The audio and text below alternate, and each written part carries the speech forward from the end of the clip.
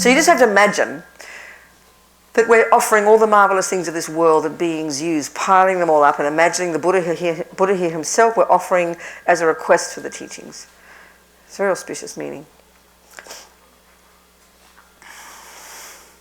Saji perki jug shing me tog tram ri rab ling ji ni de gen pa di sangye jing du mik te ulwagi trokun nam dag jing la chepa shok. And then imagine Buddha very happily receiving our offering. Idam Guru Ratna Mandalakam Niyatayami. And we'll sing a little prayer, another one, and this has got two parts. The first part is for those of us in the room who kind of identify with being Buddhist, so it's reminding ourselves or reiterating our reliance on the Buddha and his teachings. And the second two lines are expressing in a simple sense that motivation we said before. Listen to these teachings with the wish to develop our qualities to help others.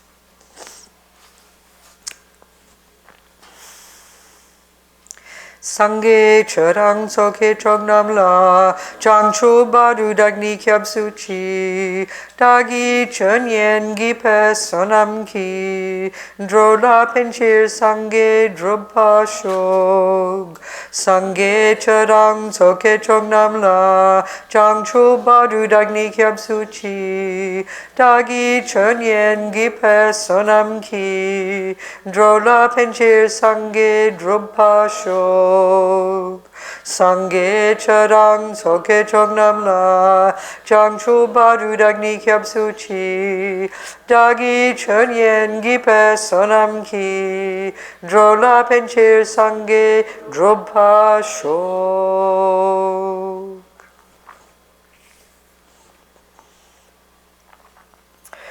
Well, I think there's so many ideas, there's so many different definitions of the word meditation, aren't there? And I could probably also suggest a lot of misconceptions about it. Certainly Buddhist meditation. Anyone can use this word. Buddha doesn't own it, But really, it's crucial to understand the meaning. I think there's so many romantic, mystical meanings. It just makes it ridiculous, So it's very interesting. The Tibetan word for the verb to meditate is kind of surprising. In fact, it's shocking to us. It forces us to really hear it in a different way, It's the Tibetan word is the word gom, and it's the verb to familiarize. So you have to ask, well, familiarize with what? It's obvious the question. Well, it's surprising even the answer. And it's two things as far as the Buddha is concerned. To familiarize your mind with two things, that which is true, which is real, and that which is virtuous. Essentially, and like leaping to the end result, this is to become a Buddha. So if you look at the Tibetan word Buddha, for Buddha, that's Sanskrit, the Tibetan word Sangye, the first syllable implies the utter eradication from one's mind of all the things that we in our materialist models of the mind take totally for granted as true and real and concrete. But as far as the Buddha is concerned, from his own direct experience, as they say in Buddhist psychology, they're adventitious. And what is that? Well, the root delusion that they call ego grasping, this primordial mistaken sense of self, this massive vampire-like attachment to get what that self wants every millisecond, which is neediness and possessiveness and expectation and anxiety and control, energy, all that's attachment. And then anger and panic attack when the attachment doesn't get what it wants. And then the jealousy and the other dramas, the stuff that we absolutely take for granted, that we all assume are at the core of our being, all assume are totally normal. So much so, we'd think you're abnormal if you didn't have them. This is all of our models of the mind in the West assume this, so we just take it for granted. Well, Buddha's outrageous. He says we can get rid of this stuff, and that's what nirvana means. It's not some place like heaven, believe me. It's the term you can use to refer to your mind. In the first term of this word Buddha, Sang, it implies that, the utter eradication from your mind of these neuroses, which he says are adventitious. So hear these words properly, We read them all in a nice religious way when we read the books. But to really hear what he's saying, psychologically speaking, He says these states of mind are not necessary. They're the source of all our pain, and all his methodology is about getting rid of them. This is the point. The second syllable, gye, implies the development to perfection, literally, of all the other stuff in our mind, all the goodness, the stuff that we also know and take for granted. And indeed, for the Buddha, these are at the core of our being. Love, compassion, kindness, empathy, generosity, these qualities, you know. So Buddhist psychology deals with this stuff in a very simple way, seemingly simple, you know. This is the stuff of the Buddha's view of the mind, which we're going to go into, which is absolutely fundamental to understand if we want to use Buddha's tools. So Buddha's saying in the long term, that's what our goal is. Okay, don't hold our breath, it's quite a long-term goal. But this is the point of all the Buddha's teachings, you know. So it's really important also to remember, to remind ourselves where this information comes from, where so-called Buddhism comes from. I think, you know, I was brought up a Catholic, right? So that means I learned to become familiar with God as the creator, and then what I was taught by the Catholics was coming from God. Here's the source of it. Here's the source of the laws of morality. Here's the source of me and the universe. And that means he's the boss. So that's what if I'm a good Catholic, I have faith in God, totally valid, which means you would never dare question. You never dare demand to know what God's plan is, because he's the boss, he's allowed to hold his plan, and our job is to have faith in him. And I'm not criticizing. It's an amazing one. If a person is really Christian or really Muslim, has 100% faith in God, they're doing their job, you know. But that is not Buddha's deal. So, but because we're so addicted to, whether we've been Jewish or whatever, or Christian, we're so addicted to the view of religion being like that it's information coming from on high that necessarily can't be proved and is to be believed in. This, I think, is very deep in our bones, you know. So the Buddha isn't like this. And it's really crucial to understand this, because the taking this point clearly, it underpins the way we will use Buddhist teachings and then internalize them. So Buddha was this regular guy who in fact came out of this amazing Indian tradition. Just recently I read the Dalai Lama said this, and I really was touched by this, and it's really powerful to remember this. These incredible Indians, more than 3,000 years ago, as the Dalai Lama said, they were the ones who began this remarkable investigation into the nature of self, you know. It wasn't Jung 100 years ago or something, or Mr. Freud, you know, our blokes. No, more than 3,000 years ago. These stunning Indian masters, thinkers, geniuses, you know, who were the ones who created this technique called what's known these days as mindfulness meditation, concentration meditation, which is a psychological technique that enables a person to go to the subtler, much more subtle, more refined levels of their own consciousness, their own mind, in a clear, focused, disciplined way. And as a result of that, they investigated the actual contents of this mind. And we're not talking the brain here. We're talking the actual cognitive process. And you know, in the texts that are still used in the Tibetan monastic university system today are based upon the findings of these amazing Indians. I mean, even most Indians don't know this. Certainly most Buddhists don't know, you know. Unbelievable stuff. You know, you read the commentaries on the mind in Buddhism. Most scientists will be blissed out because they're so intelligent, so remarkable, so complex, and we're not discussing neuroscience. That's another discussion. We're talking about your mental consciousness. We're talking about thoughts, the components of your mind being thoughts to the subtlest degree, and the way the mind functions. You know, when you study the Buddhist texts about the mind, you learn the epistemological model, which is the way the mind works, and this itself is utterly remarkable, coming from these Indians, you know. And then the psychological model, and we're going to talk about it. So Buddha came out of this rich, incredible tradition, already a master at these techniques. And so the crucial point where he diverged from these Hindus was in relation specifically to his findings, his own self in his own meditation, in his own mind, nothing to do with revelation. His own intensive internal work, he came to various conclusions about the nature of self that differed from the Hindus. That's where he diverged in his own direction. That's how Buddhism grew. It's about the way the actual self exists. That's where he diverged. But he came out of this remarkable, rich, unbelievable tradition that's invisible to the world, completely invisible, certainly to the materialist world, you know, the modern world. So then all the information that is Buddhism, if it's valid, and you better check, there's a load of rubbish published, there's a load of rubbish taught. Because we're so used to the religious idea, you know, we don't have the same rigor as we would if we were going to start a class where we taught science. We'd be thrown out in a second if we didn't show our sources, our background, our qualifications, if it's going to be called science that we talk about. But anybody thinks anything goes when it comes to spiritual, because we don't assume you can prove it, you know. This is beyond shocking. This is not the Buddha's view at all. The Dalai Lama often says to us when he teaches in the West, you know, if you follow Buddha's methodology one step at a time, like you would when you learn anything, at some point, if you actually, from experience, going each step of the way, discover that what he says isn't correct, you must reject the Buddha. So, you know, it's not just this believing is just superstition. It's intellectual laziness, you know. So if we're going to be using Buddha's methods, Buddha's views, as our working hypothesis is the best way to put it. I never say I believe in Buddhism. It's just too easy peasy, you know. It's your working hypothesis. Which means each step of the way, you take on board what he said, you listen to it, you go home, you internalize it, and you do two things. You experience the truth of it, you experience it as yours, and you verify the truth of it. So if you get to the point where you verify it's not true, that's when you'd reject the Buddha. But that's how we learn, that's how we take most learning. A person gives you recipes, you learn violin music, a person gives you a map. You know, you will soon discover that it's true or not. And that's the point that Buddha's on about. So what Buddha's saying is, what he has, his own findings, he has deduced the way things exist. And what his deal is that the way these neuroses in our mind function, they cause us to be out of sync with how things exist. And they also happen to be the cause of our suffering. So it's such a crucial thing to understand, first, where all this stuff comes from. That's why you've got to look into it, think about it, read it, use your head, you know, not just your heart, and have some confidence that the information you're hearing in these different Buddhist centers, in the books you're reading, has some background, has some validity, has some lineage, you know. I mean, like we all have, we respect the lineages so well of all our own information. Music, anything, you know. Don't just reinvent the wheel every day.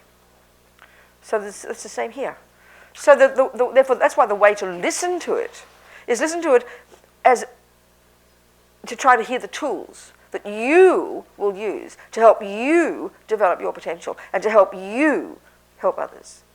So believing, having confidence in something, that's good and it's necessary. You have to, because you can't know acupuncture on the first day. You've got to have confidence in the teacher, have confidence in the system, and then you've got to take it as your working hypothesis. That means you have to have confidence, confide, with faith, the Latin, you know, which is like faith, but based on intelligence. And then eventually you verify it as true. That's what happens in everything we ever learn. Same here, not a millimeter of difference.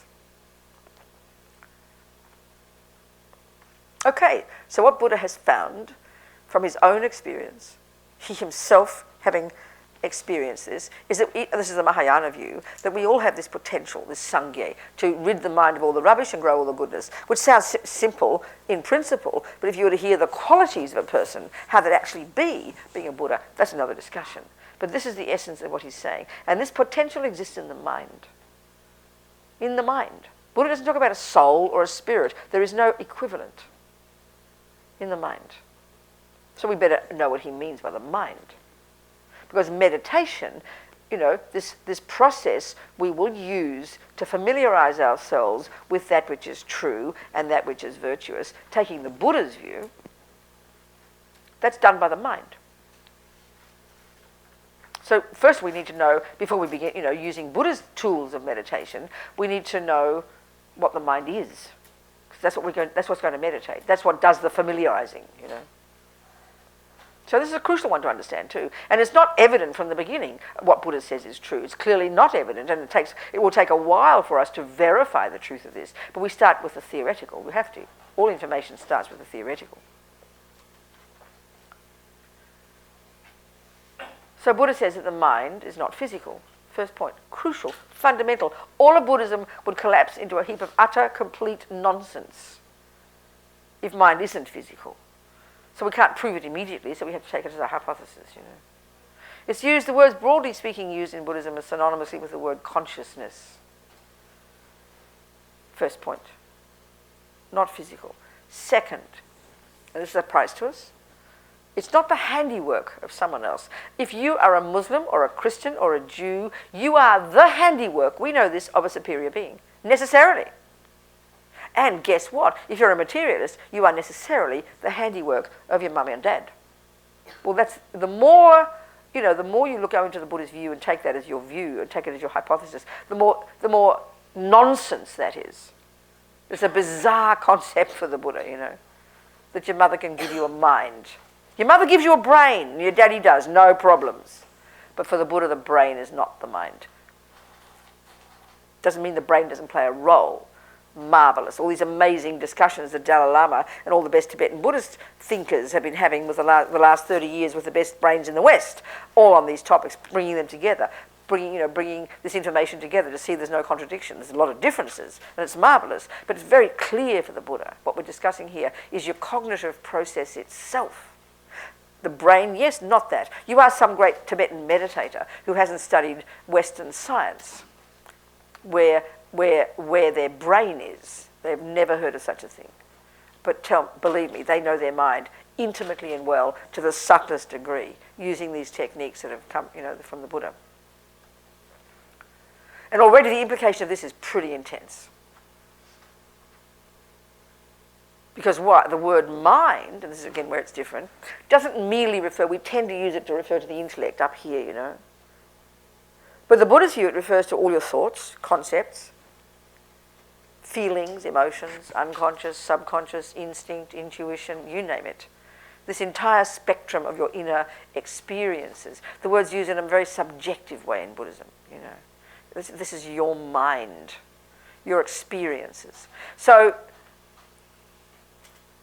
the next point about the mind, which is radically different from our view in the materialist world, where we posit the mind as the brain, and indeed as intellect, these things, that, the mind in Buddhist view, as I indicated already, coming from these Indians, goes to far more subtle and refined levels of cognition that are posited even as existing in the materialist models, And the radical point that's fundamentally different, which again seems completely just like religion to us, is that given that you didn't come from your mummy and daddy, they're not the source.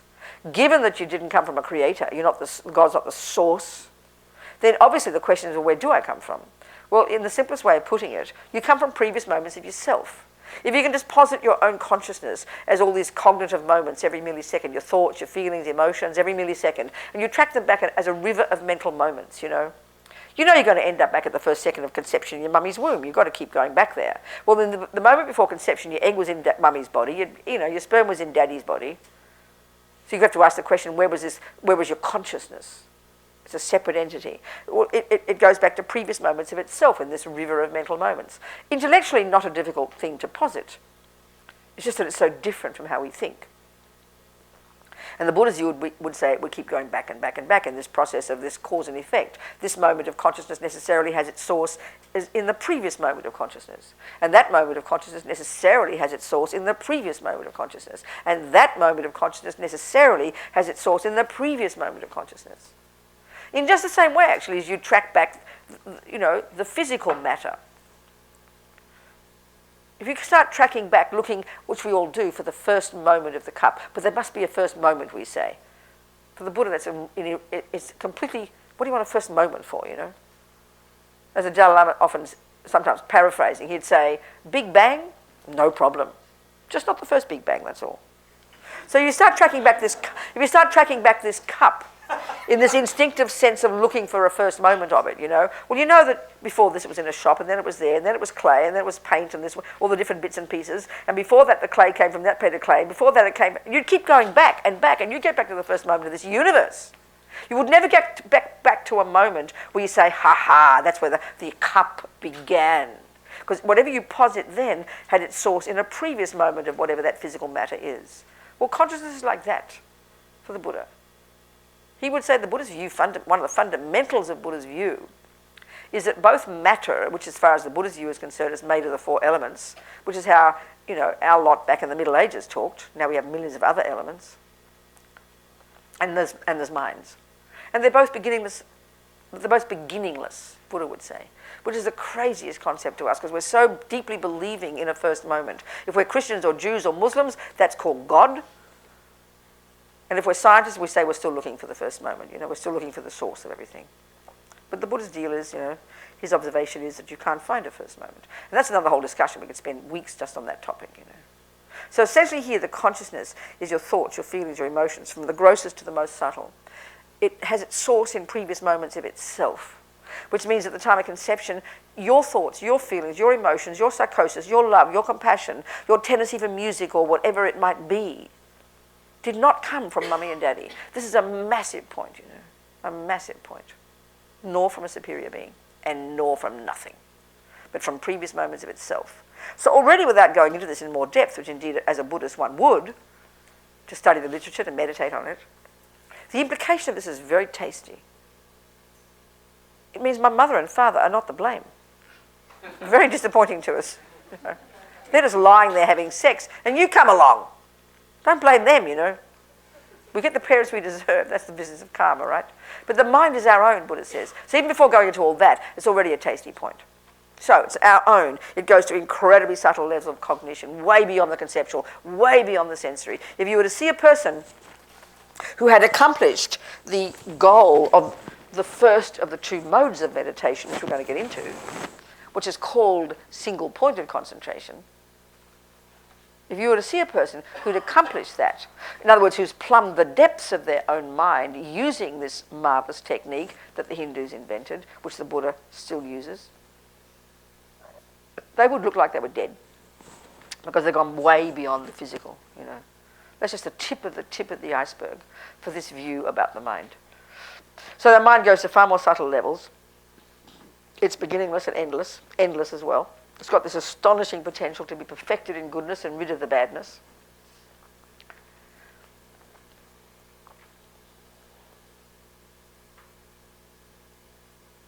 Meaning that nothing in it is concrete. Meaning there's nothing in our mind that can't be changed. And also meaning that everything for the Buddha comes from the mind. This is not meant to be a cliche. It's got the way we hear it with our Western ears, with all our assumptions, we can't hear it properly. But this is literally what Buddha's saying. So the mind is the central player. We absolutely have to have knowledge about it. Intellectual knowledge first, how it works, the cognitive process, all the models of the mind, and the contents of the mind. And then we have to learn these techniques that enable us to go into the mind, because they're the tools that we use to unpack and unravel and deconstruct this mind and construct it into the mind of an enlightened being, a mind free of delusions and full of goodness. And so we're the one who does that job.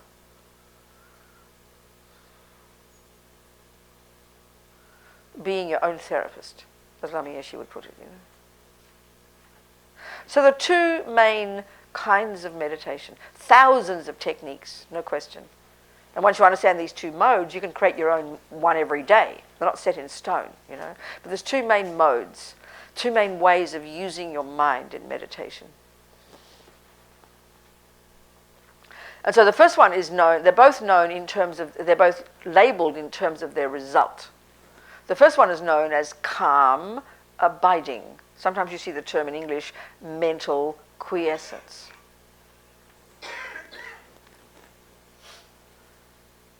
And what it is, simply speaking, is a state of super subtle focus, effortless focus, at a much subtler level. Like I said, if you saw a person in that state, they would look like they were dead because they've gone way beyond the gross conceptual and sensory, which of course, as I said, we don't posit as existing, in our culture. A state of astonishing, subtle, single-pointed focus. It's like you've accessed the microscope of your mind. You've gone way beyond the gross sensory and conceptual. And for a very good purpose, not just some hippy-trippy result in itself. In itself, it's a stunning result. The consequences for that person, the experiences of that person just itself are stunning. That's what the Hindus call samadhi. For them, that's the end result. For the Buddha, it's just the beginning. You've honed the tool of this mind, having accomplished this single-pointedness, so that you can now do the actual work of unpacking, unraveling the contents to get to the point where you can rid it utterly of all the misconceptions and fully develop all the goodness. This is simply what you're doing. Not simply, but essentially what you're doing. And the second mode of meditation, again known in terms of its result, is referred to as broadly as insight or special insight. That's the word vipassana. So in Buddhist teachings there are many vipassana techniques. But the one that is referred to in the Mahayana tradition, coming from the Tibetan Buddhist monastic tradition, coming in the great Nalanda tradition, back to the monastery in India and all the great masters, the technique that we refer to in our cult, in our tradition, its special insight is actually referring finally to insight into what they call emptiness, which is where you accomplish the wisdom in your mind, where you've rid the mind of the delusions and you see reality as it is. That's the reality side of things, familiarizing your mind. But insight in general, is the goal. So it's a very clear, wonderful word in English. I notice from having to talk in other languages, because I don't speak anything but Australian, I'm afraid. I'm a bit ignorant, I notice there's not, in most languages, there's no good, really delicious word translation for this one. Insight is a fantastic word in English. It really conveys it perfectly. When you say it, you're thinking about something and you say, you think about it, I got a bit of insight into that problem. That means it's kind of literally inner seeing, isn't it? Nothing cosmic. It means you get it, you taste it, you understand it. It's not merely intellectual. That's the meaning. That's the meaning here. So in general, what we're trying to do being a Buddhist is develop insight into, get a genuine experience of what Buddha, from his point of view, is saying how things exist. It's a simple way of putting it.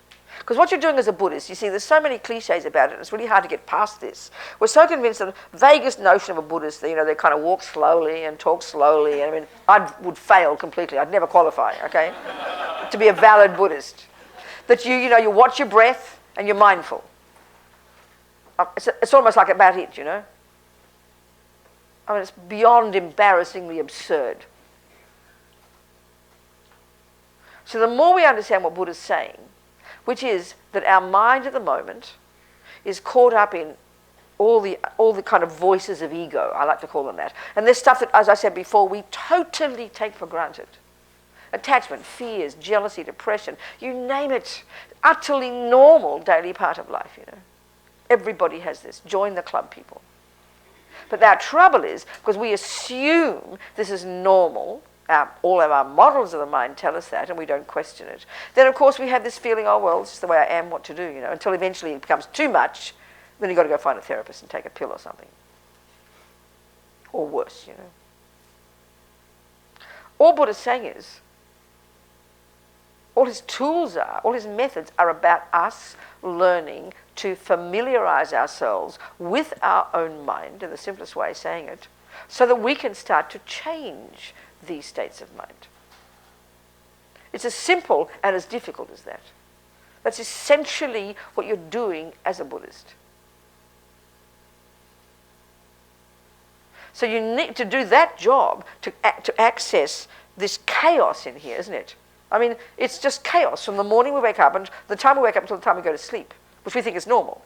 We call it our unconscious. And for us, there's this mysterious, unknown kind of ocean of stuff in there, isn't there? Which often terrifies the life out of us. Because we have no idea where it comes from. We have no idea why we feel things. No idea all this weird, nutty stuff pops up. No idea where it comes from, So it's kind of very scary for us. We assume it's normal to have a kind of crazy unconscious, subconscious. So it's kind of very mystical to us. Well, Buddha says all of it is knowable. All of it is handleable. Even the quality that you accomplish if you get this single point of concentration. And most of us in this life won't get it. It takes intense effort, many years of intense focusing, doing this job, and that's probably best to do it up in the mountains where you got to give up sex, drugs and rock and roll and go to the mountains to do it, to really get to this one. But, it's perfectly, many people now, Westerners as well, are doing it this minute, accomplishing this. It's manageable, it's doable, it's accomplishable, it's there. Thousands of people have accomplished it. Some of the results of just getting that single point of concentration. One of the key ones, this is beyond insane to our minds, when you've accomplished this, and you've perfected it, obviously, in daily life, you have effortless and total and complete natural control over all your thoughts. There's nothing even vaguely remotely like that in our culture. Even we can't almost hear the words, you know. It seems impossible. Absolute effortless control. You'd experience joy all the time because your mind is utterly pacified. And it doesn't mean you're boring. No, don't misunderstand. You've got to walk slowly with a long face, you know. No way. You know? Because people come in shapes and sizes. You don't all turn into the same clone, boring, mindful, walking slowly person. Thank goodness.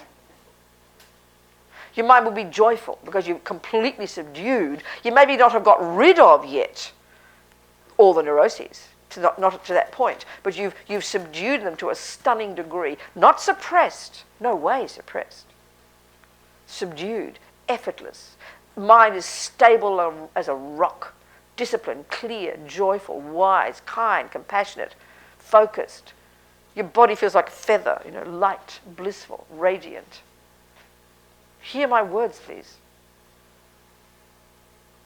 Not to mention, you've accessed, because you've accessed your more subtle level of mind, you can see the minds of others, you've got clairvoyance. For the Buddha, clairvoyance is no big deal. The Buddha says it's just natural consequence of anybody doing these jobs, of getting to these subtle levels of mind. Because subtle levels of mind in Buddhism, we don't posit this, don't rely upon the brain at all. Subtle levels of consciousness, of cognition, are capable of cognizing. The mind's job is to cognize. Cognize what? Well, guess what? That which exists. So the senses cognize shape and colour and sound. The mental consciousness, you know, the conceptual mind thinks about things. But then we have a subtle level of mind, that again I keep saying we don't posit as existing in our culture, that is capable of cognizing phenomena that the gross conceptuality and sensory can't. Like the minds of others, the past, the future. This is no big deal in Buddhism. It's all in there, in all the literature, in all the literature coming back from the Hindus. Because of course, taking the view of what the mind is, we can't just take the brain. The brain can't be clairvoyant. The brain can't see past and future. Not possible. We're talking about the different view here, the mind. A very different view of the mind. And none of this is said to be mystical. Like cross your fingers and hope for the best. Clairvoyance in Buddhism isn't sort of like, oh, you remember you're an Egyptian princess 14 lives ago or something, like a flash, you know. No, you have clear seeing, as the word suggests. All of these qualities are all attainable for any person. A communist could do it. You could say that. You could argue. There's nothing to do with belief. It's just hard work, that's all.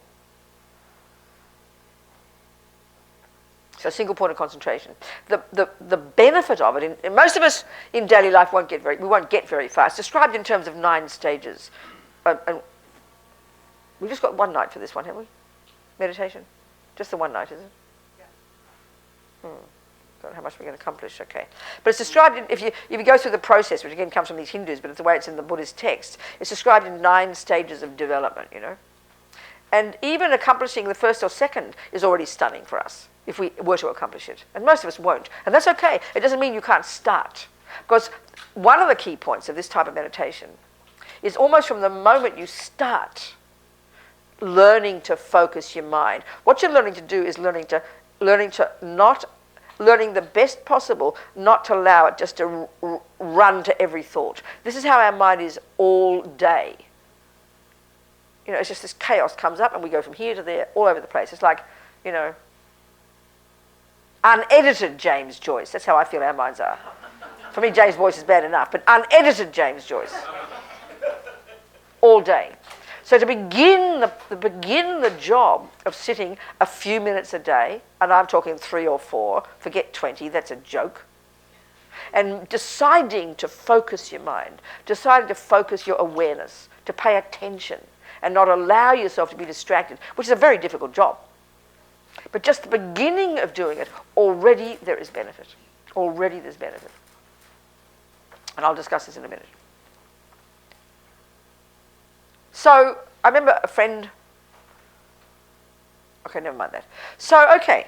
So the two kinds of meditation. The first one is utterly crucial. In the long term, as far as Buddha is concerned, the job we have to accomplish of developing insight into how things exist, and we're talking the long term here, to realize emptiness, as we know, if we've been studying Buddha's teachings, not to mention realizing everything else the Buddha says, realizing the truth of it for ourselves, which is what you're doing as a Buddhist. You listen to Buddha's teachings.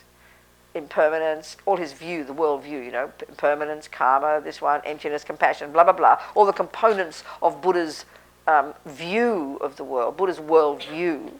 So what you're doing as a Buddhist essentially is listening to those things and taking it as your hypothesis, and then learning to internalize that information so it becomes your view of how things are. And why, as a Buddhist, you're trying to do that? Because Buddha's essential point is this.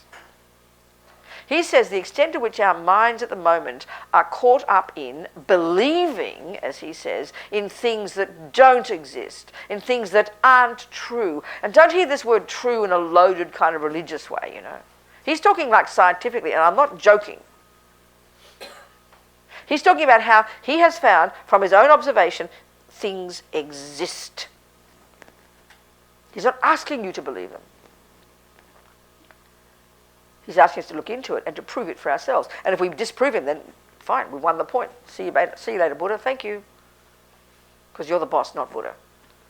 He's simply this mentor, this advisor, telling us the methods to achieve what he says we can all achieve, which is what he's achieved. So he just points out, he just leads us in his, he gives us his methodology. That's all. So what he says is true is this. For example, he says everything's impermanent. Things change from moment to moment. And he says, if we look into our minds now, even though intellectually we know that, he says experientially it's like the opposite. We totally believe in me as permanent, life is permanent, relationship is permanent, this cup is permanent. We don't think we do. So that's why he says there's this massive disconnect. And across the board, this is what he's saying, because there's this massive disconnect between because of the neuroses in our mind, which are the parts of our mind that believe in rubbish, that believe in things that don't exist, that distort and exaggerate reality for us. That's what he says their function is. So he says the extent to which we're caught up in believing in and grasping at things that don't exist, like a permanent cup, like a permanent relationship, a permanent person, for example, is the extent to which we suffer because of the disconnect between reality and how we see reality. This is his main deal. The main way Buddha talks is reality is a certain way, but our mind, because of these delusions, causes reality to appear in a wrong way. And we believe in the wrong one. That's why we all go nuts, he says. That's why we're crazy. That's why we're mad, we're insane, get depressed and fearful and jealous and kill myself and other people. That's the cause of suffering, he says. This is what he said. So that means from his point of view, we need to learn to know our mind. We need to learn to observe the parts of our mind, which one of the terms is delusion. The delusions, the parts of our mind that are these neuroses, which he has found to be adventitious, which are causing me all the suffering because they're all liars. We have to learn to observe and recognize and acknowledge and identify these delusions precisely and see how they are liars. This is not an easy job, I tell you. But this is what we have to do. Not believing in anything. Believing is absurd. What good is it to believe in mathematics? What good is it to believe in something? It's just nutty for the Buddha. Well, I believe in mathematics. Show me how it works. Oh, I don't know. I'm sorry, it's not going to be helpful to you. So it's believing, as we say in reincarnation. Oh, I believe in karma. I never use that word. It's my working hypothesis. That means I'm working with it and I'm prepared to find Buddha wrong. I'm very relaxed about it. You have to be this way. So I have to familiarize myself, Buddha says, with how things do exist. And of course, I don't know that yet. When I first hear about acupuncture, I've got no idea if it's true. How can I? I've never heard of it. But I keep hearing about it, let's say. These people say it works and this people. Then I start going, well, that's interesting. Maybe I'll look into it. Well, I just don't then believe it. I've got to prove it to myself.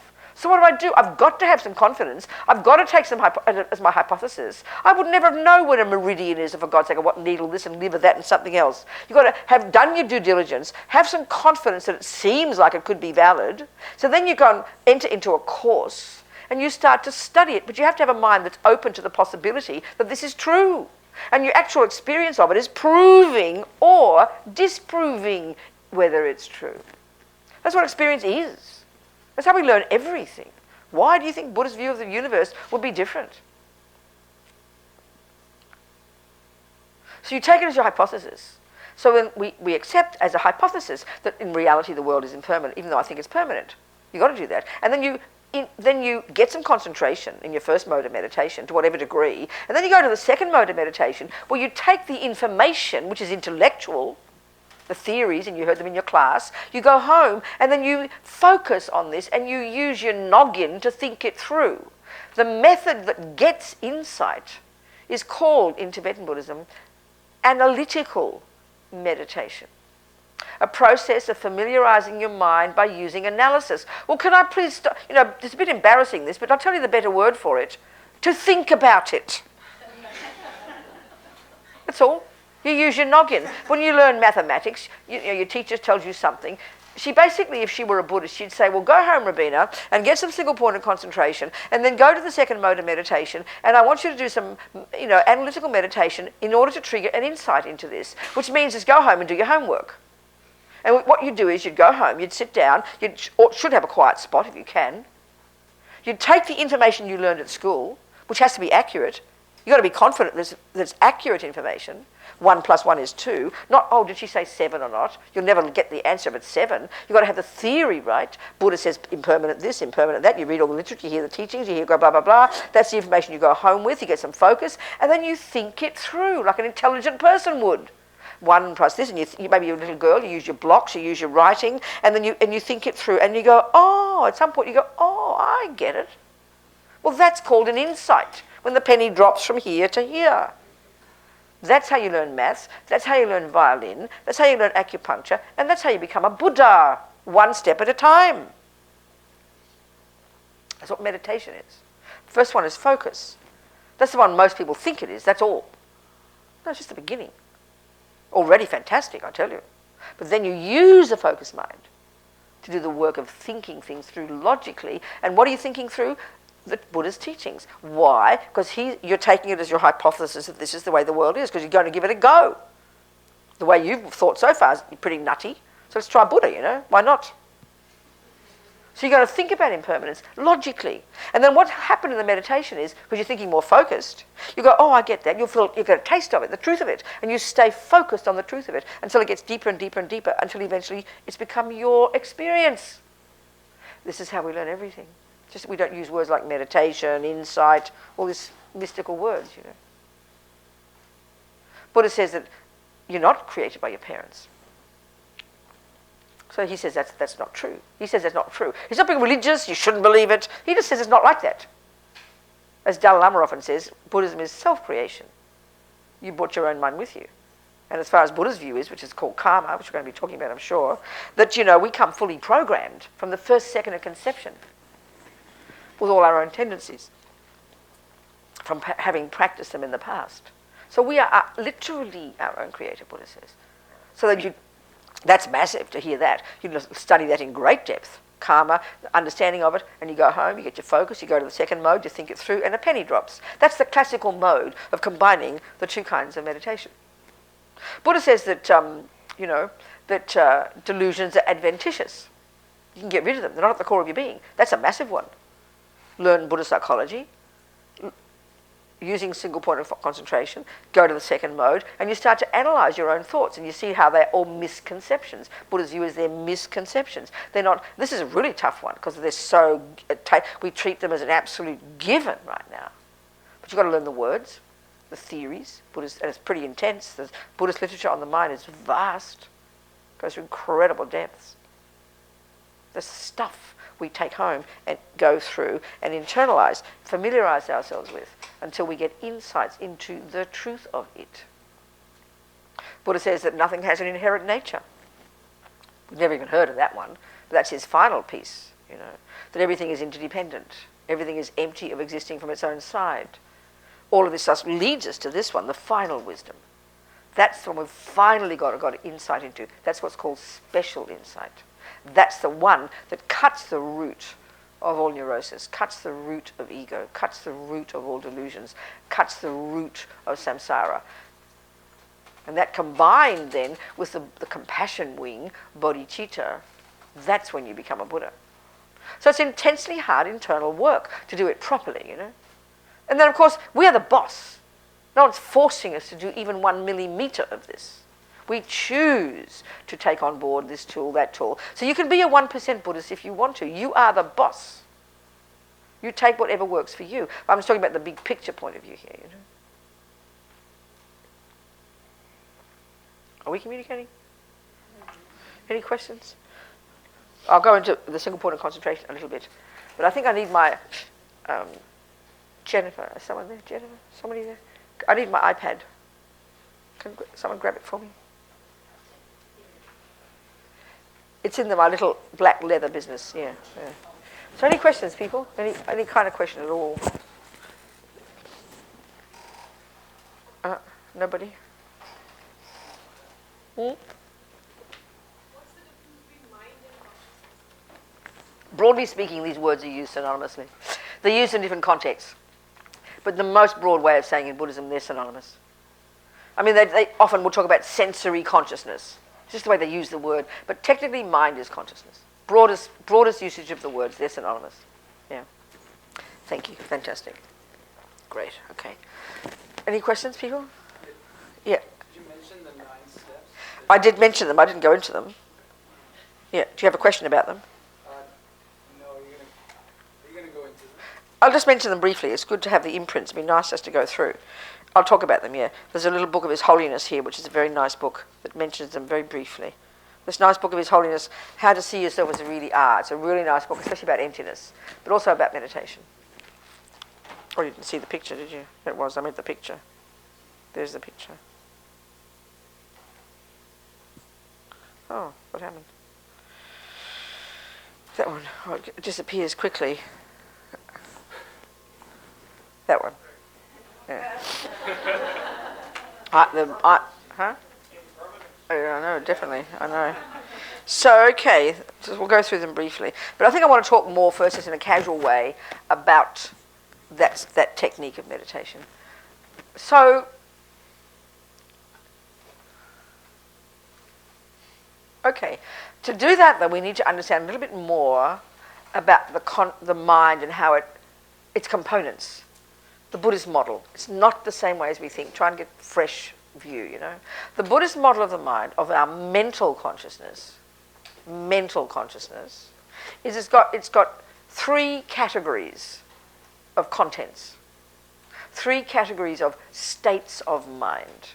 You might read in the Buddhist literature they use the term mental factor. We'd say state of mind, basically. State of mind. So, we've got 3 categories of states of mind. Oops, I need help. I'm sorry. Just under my foot. Thank you so much. We've got, these are not moralistic terms. These are technical terms, okay? We've got negative states of mind, which often is equivalent with the term non-virtuous, or the term delusions, or the term, you'll read in literature, mental afflictions, afflicted emotions, disturbing emotions. These are all used synonymously, okay? And the trouble is, because different translators use different terms, it's very confusing if you don't know the root term, you know. But delusional states of mind, misconceptions, negative states of mind, mental afflictions, afflictive emotions, disturbing emotions. They're all synonymous. They're all terms used to refer to this first category. And we know them upside down and back to front. There's like a hierarchy of them. And the root delusion, as they refer, is known as ego grasping, colloquially known as ego grasping. It's this primordial, Buddha says, neurotic, mistaken sense of self. The one that rises up like a sleeping lion when you're offended or insulted or hurt. You know, that one. The pain, the grief, the hurt, when someone's mean to you, you nearly get knocked over by a car. You know, this panic-stricken, dreadful feeling of I that consumes us. That's this indicator of the presence in our minds of this ridiculous neurosis. The deepest, most primordial mistake we make, the sense of I. Then on the basis of that belief in this little sense of a little lonely, bereft, fractured, broken-hearted, separate I, there's this massive neediness every millisecond to get what it wants. That's called attachment or craving or desire, used different ways. Constant, and it's at the level of assumption. And the assumption is that I must get, this fantasy I, must get what it wants every millisecond. It drives the show. It runs the show. It underpins all our choices, all our decisions. And itself is so primordial, we don't even have hardly a name for it in the West. On the basis of attachment, not getting what it wants, that's the beginning of the state of mind called aversion, which manifests as anger, or polite words for it, irritation, annoyed, upset, frustrated, or depression. These are all manifestations of this bare-bone state of mind called aversion, which is the response the millisecond attachment is thwarted. And attachment is this frantic craving to get what the supposed I wants. These are all fabrications, Buddha says. They're all conceptual states of mind. This really is hard for us to hear, and I'm sure over the 2 weeks we're going to be discussing all this. They're totally spontaneous. We're programmed with them from countless lives, Buddha says. We come fully programmed with all this stuff from the first second of conception. And then all the other rubbish, the jealousy, the low self-esteem, the arrogance, all the other rubbish, all the variations of these bare bones, few fundamental states of mind, the negative ones. The next category is called positive or virtuous or useful or beneficial. And these, we all know them too. Love, empathy, kindness, generosity, forgiveness, patience, courage, confidence, you name it. We know these words. They're so normal. The third category, and so that first category, they're the ones the Buddha says are adventitious. You don't need them. You can get rid of them. They do not belong. They are not at the core of our being. And this, from the materialist point of view, psychologically speaking, is a shocking statement. If I go to George here, who's a psychologist, let's pretend he's not a Buddhist, and I go to him seriously and say, would you please be so kind, George, as to give me methods to get rid of all fears, all ego, all jealousy, all anger, all depression, and develop infinite love and compassion for all sentient beings all the time.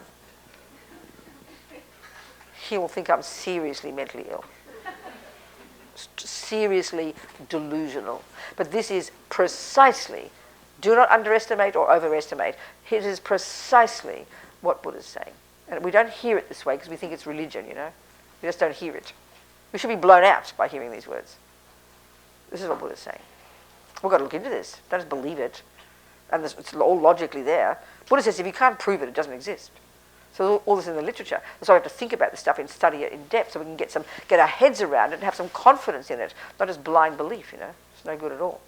So the third category of states of mind is really interesting. It's called neutral, not because they're not important, but because they don't have the character of the virtuous ones, which have a character of empathy, of spaciousness, of connectedness, don't they? Check the last time you were loving, kind, empathetic, generous. It was connected to others, wasn't it? You felt an expansion of yourself that included others, didn't it? They're the states of mind we know about. And guess what? They're the source of our pleasure and our happiness and our harmony. Look at it. Look at what the other ones. Look at when depression is rampant, or jealousy, or attachment, or neediness, or anger. It's like nightmare. You're locked in your own sense of self. You can't see past your own nose, and you have a panic attack. This is the nature of these delusions. So they're the deluded ones, the negative ones. Buddha says we can get rid of them. It's amazing. It's the point of all the job. The second ones are at the core of our being. We can grow these intimately. And there's logical reasons he's got in Buddhist psychology for all of this. And the third lot are utterly important. I like to call those the mechanics of the mind. But the point is about these, they're called neutral because they're not specifically virtuous nor specifically non-virtuous. Meaning they're like, there's a state of mind called concentration. Absolutely fundamental. There's a state of mind called mindfulness, which by the way is simply meaning not forgetfulness.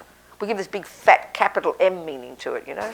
We over-exaggerate its meaning the way we talk about mindfulness meditation now. And that's okay, but the bare bones state of mind called mindfulness is simply the ability to not forget what you're doing. Well, as Amos Opa says, thieves need mindfulness. It's not virtuous.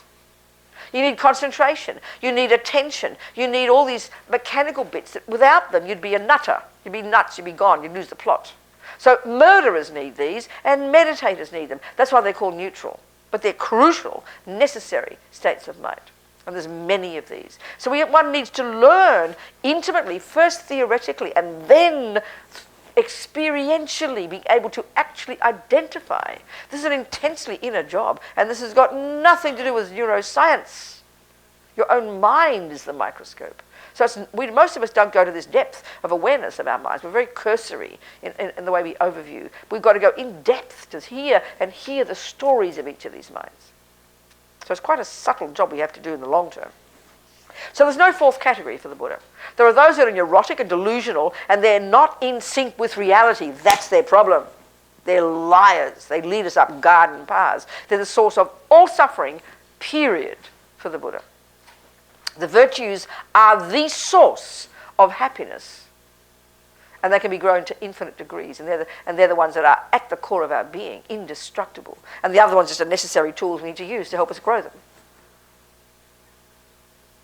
So this is why we have to learn meditation, to deal with the chaos of this astonishing thing called our mind. Not our brain. You can be a neuroscientist as well. I'm not complaining, but we're not discussing that here. So, in order to unpack and unravel and deconstruct and radically reconstruct these concepts to be in sync with reality, that needs an immensely sophisticated mind, and that's the focused one, the concentrated one, which you get from the first mode of meditation. So you don't wait till you've got it to do the job. You know, if you get a little bit of concentration, to that extent, you go to the second mode and get some insight. You do them gradually, hand in hand, you know. The deeper your focus, the deeper your insight, obviously. So one step at a time, you know. Okay, many people do go off to the mountains 2, 3, 4, 10, 20 years to get well ahead of the game on the focus. Because then you can really internalize the stuff very quickly and very profoundly, you know. So it's up to each one of us what our life looks like and what we can do, you know. So the concentration meditation, you know, each of us, many of us, good to do, something, nothing wrong. Start your day, 3 minutes, perfect. You might not even ever in this life get to even begin to achieve the first of the 9 stages. Don't worry about it. So the first immediate benefit, before we go to the 9 stages, the first immediate benefit of sitting down before you start your day, to give yourself 3 minutes, 4 minutes, 5 minutes, and start humble, please. And you sit in a comfortable position, you know. Okay, I'll go through the stages of it. There's a traditional posture that's been found by all the great yogis, right back to those amazing Indian geniuses, you know, that's been found to be most conducive for the mind to do its job, because your mind meditates, your mind familiarizes itself with the contents of your mind and with reality, with how things exist, with love, with compassion. So your body actually is in the way. It's a big drag, this big lump of stuff, you know. But it has been found by all the great yogis that there's a position that's very conducive for doing the job well. So that would be, there's roughly 7 points of it. The first one is to be in what they call full lotus position. I know in another book, His Holiness said that, and all the yogis say this, that it's really auspicious to sit in that position, just even for a moment when you start your session. Because in the long term, to do the highest practices in the Vajrayana, the most radical, most sophisticated, most marvelous techniques that enable us to get our mind to the subtlest level most quickly, one needs to have the body in full lotus, because there's something about the configuration of the subtle energies, and that's all dealt with in great depth in Vajrayana, the subtle nervous system, all the wind energies, everything flows very beautifully when the body is in that position. But crucially, because these great yogis up into the mountains stay in this position and meditate for days and weeks, without distraction. So they need to be stable. The body is extremely stable in that position. It won't topple over, and everything's aligned beautifully. So His Holiness says to start your session, even for a second, with both your legs up in the full lotus is really auspicious for creating the cause, sowing the seeds, leaving an imprint in our ability to be able to do this in the future. So it's marvelous to do that. But if you can't sit in full lotus, you sit with one leg, up on the other thigh. If not that, then both. And if not that, then you sit in a chair, whatever you, just be practical. You do what you can. Aim for the best, but then you just go to do what you can. First one is your legs, okay? So that means, your bottom should be, ideal is to have very flexible legs, which most of us don't have because we didn't start by learning, cross-legged, did we? So our legs are very inflexible. So if you can have very flexible legs, your legs, when you have in full lotus, your legs are almost flat on the ground. And then under your coccyx, you'd put a cushion just to prop you up. That really helps the body stay thrust forward, But you find the cushion that works for you. It depends on how you sit. And by the way, please, there's no talk about, I know in different traditions they talk in different ways, but there's no benefit in sitting there suffering. It's like ridiculous to think you've got to suffer. Excuse me, please. If you can't sit cross-legged, sit in a chair, please. But have a chair. It's crucial. The second point is your back to be absolutely straight. So it's really important if you do sit in a chair, not to slump into the chair, because that straight away squashes all the channels and the airs can't move properly, and then you go to sleep. It's a disaster. So you've got to have the body very upright, which is what's marvelous about single point of concentration. Marvelous about, full lotus. The body's very upright. So, they say the spine should be like an arrow, ramrod straight, and the coccyx pointing into the earth, is the head of the arrow. So then the next point they say is the shoulders. They should be very square and straight, but not stressed. So I like to put it this way. It's just my way of saying it. If you think of your skeleton hanging on a hanger, it's completely straight, isn't it? Ramrod straight. And then all the flesh and all the soft bits hang on it, but completely relaxed. So our trouble is as soon as we relax, we flop. And as soon as we sit up straight, we tense our muscles. So you've got to learn to sit up straight, but keep your muscles flopped, especially your abdomen. They don't say that in the text, but you notice as soon as we stand up straight, we squeeze our abdomen. Also, because we're so used to not wanting to be fat, isn't it? We squeeze in, Relax the muscles, but upright. It's a really important point. Utterly upright when you meditate properly. So then, it's the legs, underneath your cushion, the spine, the shoulders. Then the next one is your hands. There's many positions, and the great yogis have all used different positions, but the one we start off with, the classic, is having left underneath, right on top, thumbs touching like that. And I heard way back when, I can't remember the source, there's some subtle channels that meet at the thumbs related to bodhicitta. There's some meaning there. I can't remember the source. So then, your head is the main point. There's several points about your head. It should be slightly tilted forward. Having the head thrust back makes the mind agitated. So slightly forward. And you've got to get a feeling, too, of looking inwards when you do that. Slightly tilted forward, chin tucked in. The jaw should be relaxed. Lips slightly apart, which doesn't seem very natural. And then even more unnatural, but it's crucial, is that the tip of the tongue behind the top teeth, just near the palate. As His Holiness says, it prevents you from drooling. Apparently, very practical. And also from having to swallow a lot of spit, and from drying up. It's very practical. The yogis have found this. The final one is your eyes. Many of the great yogis say that, because they're meditating for days and days and weeks and months and years, and much of the time it's daytime, unless they're in a black hole somewhere, then you've got to have the light coming in, and that's helpful. Because the mind, one of the biggest dangers in meditation, which we'll talk about, in concentration meditation, is the mind becomes dull. So if your eyes are closed and there's no light coming in, you can easily fall into dullness, So that someone has the eyes open with the light coming in helps you be sharp, and say that keep the mind sharp. It's a crucial component of a concentrated mind, which we'll talk about. But you've got to find the way that works for you. But they also say, though, that your eyes should be looking down, as if you're looking along your nose towards the ground. That's the position. It's by far, all the great yogis for centuries has been found to be the best position. So, okay, now single point of concentration, like I said, is described in terms of 9 stages, So one way of talking about it, what time do you have to finish? Okay. One way of talking about it is they talk about the two main obstacles to achieving single-pointedness. And look at, this is very obvious to us. You've got the two extremes in the mind. The extreme tendency for the mind to be overexcited, which means chatting away. Well, the time we wake up, isn't it?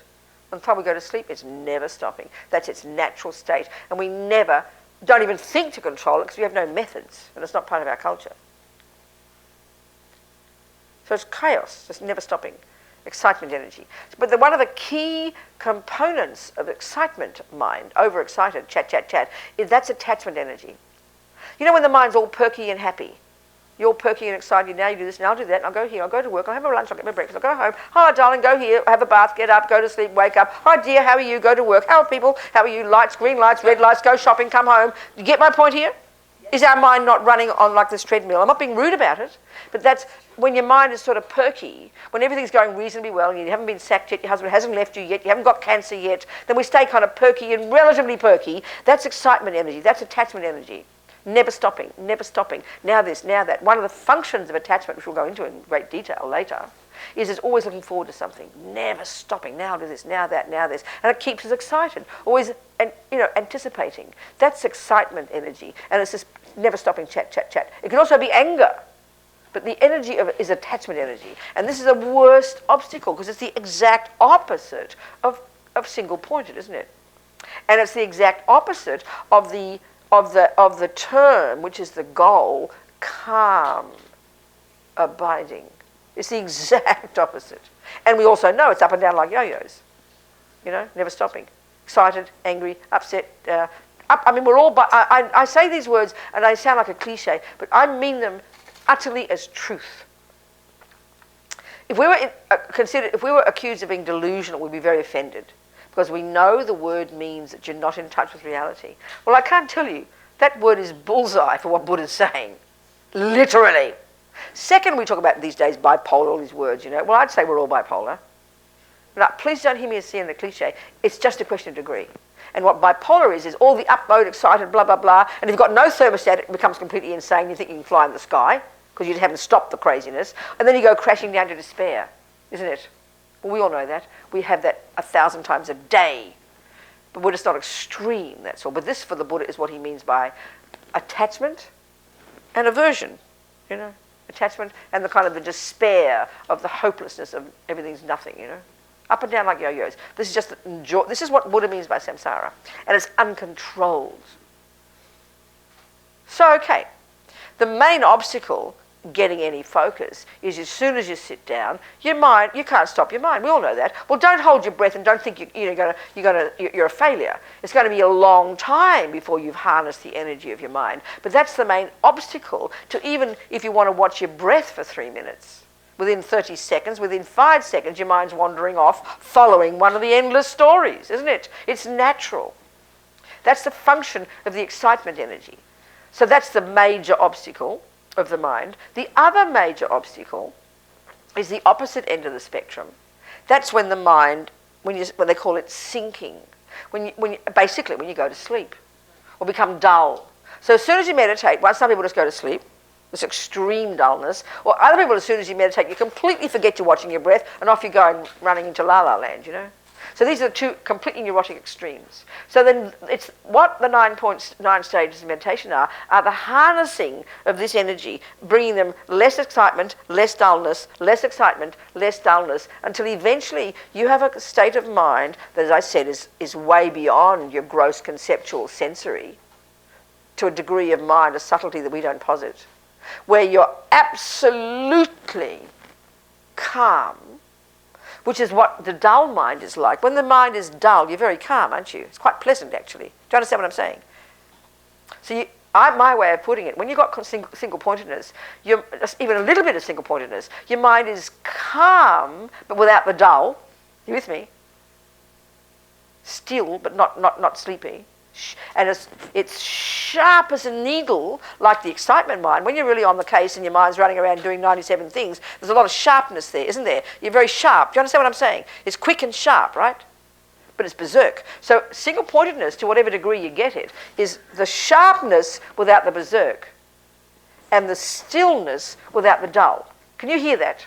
And that's not a state we have naturally. And that's why single-pointedness is intensely difficult. We can all do it. There's no problem.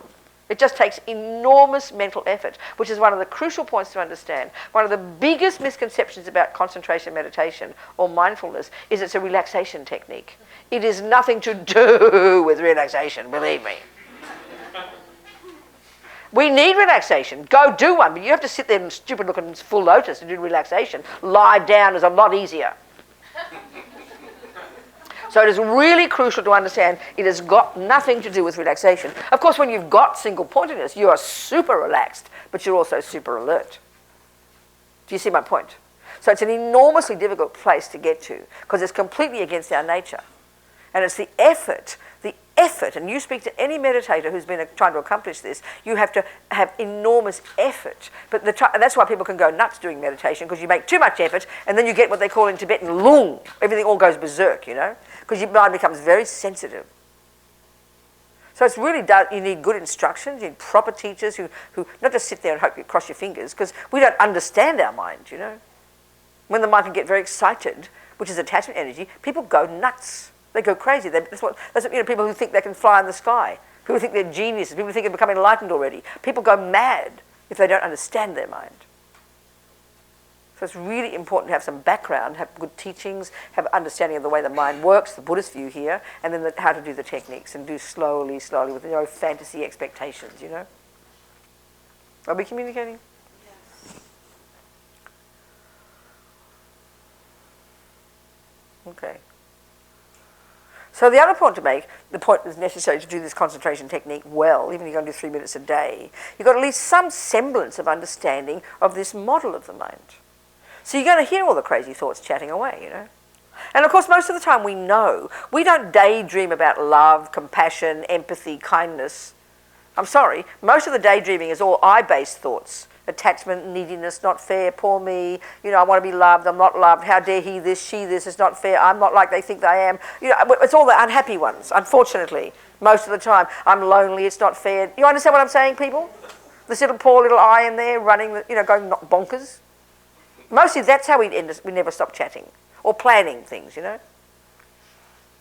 So it's really necessary to understand the character, and that's what we get from studying Buddhist psychology and being your own therapist, just day to day. You start to become much more aware of all the crazy thoughts. You begin to hear, well, that's jealousy, and there's attachment, and that's arrogance, and this is this, and that's low self-esteem, and that's exaggerated this, and there's compassion, there's empathy, and you really get skillful at being your own therapist. And I'm not joking, you get very clear in a particular way relating to Buddhist view, not the way we think in the West. You become clear at identifying your own thoughts. Not what he said or she said or he did, and what happened then and why there, and the big source back then when mummy did this and daddy did that. Not like that. You become familiar with your own very thoughts. It's super interesting, tasty, you know, project. And then that means also you have to understand, because the main parts of the mind that we have to train to do concentration, we have to subdue the negative and the positive. They're not the point. We have to use these neutral ones. And there's many of these, and we need to understand these. There's one that's called, the basic one we're trying to utilize in concentration meditation. Broadly speaking, you know, what we're trying to do is, excuse me, I'm not a very good cross-legged person. What we're trying to do is, you know, you start thinking simply, you know, pay attention. There's a state of mind called attention. It's called that. And obviously it's the part that will pay attention. So if you decide to watch your breath, you watch your breath. The part of you that's watching your breath is attention. Attention. Pay attention, you know. So it's going to be what, you know, the breath going out, the breath going, you're paying attention to it. So naturally what's going to happen, because we've got zero mindfulness, zero not forgetfulness, we've got masses of forgetfulness, because attachment comes in, and all the thoughts of the past and the future, and your lover, and your this and your that, and you know, all the stuff, the rubbish stuff comes in. They're a drag, they're not necessary in this meditation. We're trying to train the neutral parts. Keep all the rubbish chatting away, including all loving thoughts. We don't want them either. So we're struggling to utilize attention to train mindfulness to not be not forgetful. We've got to train another one that's called vigilance or alertness. So it's almost, these way we don't talk about these states of mind the way we talk, because we talk about the brain and things, you know. These are particular cognitive processes. So we don't recognize, we have to learn to recognize them and strengthen them like inner muscles. They're not physical. By training them. So by every time you're watching the breath, it's attention watching the breath. So mindfulness, well, alertness, His Holiness says, it's like a policeman. Well, I like to think of it as a parent. I always think a good analogy for me for, you know, this concentration is you're walking on the edge of a cliff. Right there, you get the feeling. There's no relaxing here, excuse me. You don't relax walking on the edge of a cliff. You've got to be super alert. You've got to pay attention every millisecond. And we all know if you haven't got natural attention, and because the cliff is dangerous, you've got to really exercise effort to not lose track of what you're doing. That's a good analogy. Not to make you neurotic when you do it. You can't be not be tense when you watch your breath. But we've got this real cliched view is you've got to relax, and we're so frantic because we can't stand all the crazy thoughts. We're like junkies to wish they'd all go away. Don't be scared of them. It's going to take time, you know. You pay attention. Vigilance is like this, you know, for me I think of attention or awareness, if you like, is like this 2-year-old kid. Hopeless, walking on the edge of a cliff. Useless, can't pay attention to anything. Distracted, doesn't forget anything, doesn't remember anything, no concentration. But vigilance is like the parent. And watching like a hawk. And the millisecond attention wanders off, vigilance brings it back. That thinking like that in your mind. So even though you say, I'm watching my breath, I'm bringing my mind back to the breath. We think this way. It's too lumbering. No. Try and think of the states of mind that are doing the job. The attention's paying attention. Mindfulness is trying not to forget. Concentration is doing this. You know, vigilance is doing that. We have to intellectualize it in the beginning. Because we just think, I'm watching my breath. We get too kind of caught up in the I. You see what I'm saying? You've got to be more precise. Which pieces of your mind are doing the job and which pieces of your mind you try to train to do the job well. Because they're all going to work hand in hand eventually to get this single-pointedness. When you've got effortless mindfulness, effortless attention, effortless. You don't need to employ mindfulness anymore at some point when you've got it. You with me, people? Way of talking? So a simple way of saying it is you sit down, get your body right, you locate the sensation here at your nose, and then you watch your breath. That's a simple way of putting it. And then every time you wander off, you bring your mind back to the breath. You can say it like that, but you've got to know which parts of your mind are doing it. That's why you've got to learn Buddhist psychology, to really know this model well, you know. To learn to know which part is lacking, which part is weak, so you can just train it. Because the bottom line is to keep the mind on that object. And the point is in the beginning, there's no way in the universe you can suddenly all the thoughts go away. That's ridiculous. It's nonsense to even expect it, you know. So you're training. Like anything in training, it's the first time you get on a bicycle when you're a little girl, you go on one side and fall off the other side. You don't go, oh, Mummy, I tried to ride the bike, it didn't work. You don't say that. You keep trying. Same here. That's why 3 minutes. We did a Mahamudra retreat with Lama Yeshe a long time ago. And he made us do 5-minute sessions. It was very tasty, I tell you. And my friend Renee, Venerable Renee, a Swiss monk, whom I interviewed years ago in our magazine when I was editing at Mandela 20 years ago, he told me about one of his retreats. He's a serious professional meditator. He's an amazing man. 30, 40 years he's been meditating in different places, different times. So he was doing this particular 18-month retreat at Lama Yeshe's center in Spain 1 year. And he, different things about the retreat, it's interesting. For several points, it's interesting. He said, first of all, you really have to put effort into it. Because the mind, look at our minds, we don't want to sit and watch on one thing. It's too boring. Who wants to watch their breaths? It's completely boring. But we do know how to concentrate. And this might be too much information, but you'll understand my point. When you're in love with somebody, you could be in the middle of 100,000 people at a football field. You can concentrate effortlessly on every perfect detail of your magical movie in your head. Are you communicating here? You don't say, oh, if you're angry with somebody. You don't say, oh, be quiet, I'm trying to concentrate on being angry. No, you can do it without, you don't even notice what's going on because you're so focused. So we're used to focusing on attacking and anger and planning.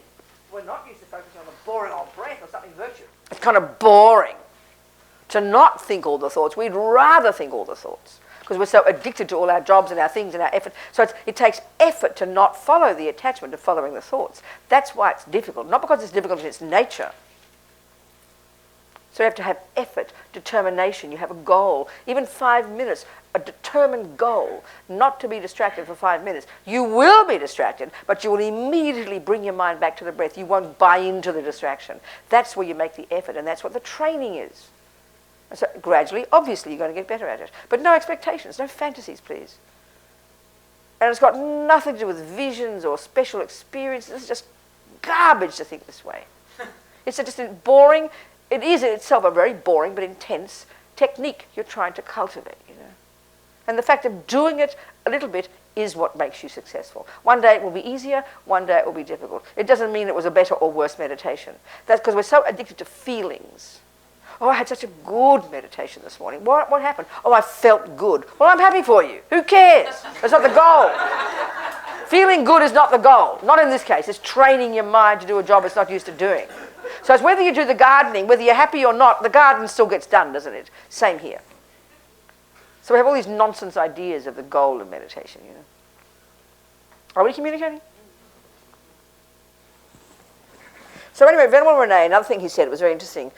Because they all say this, but as you progress through these stages of development, your mind naturally is becoming more subtle, so therefore becomes incredibly sensitive.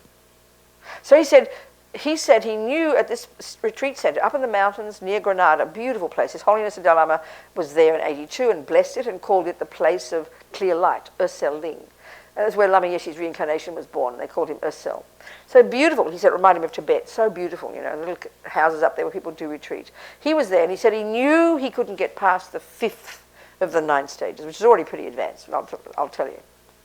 So anyway, he said, because the tiniest shift in the wind can be so disturbing.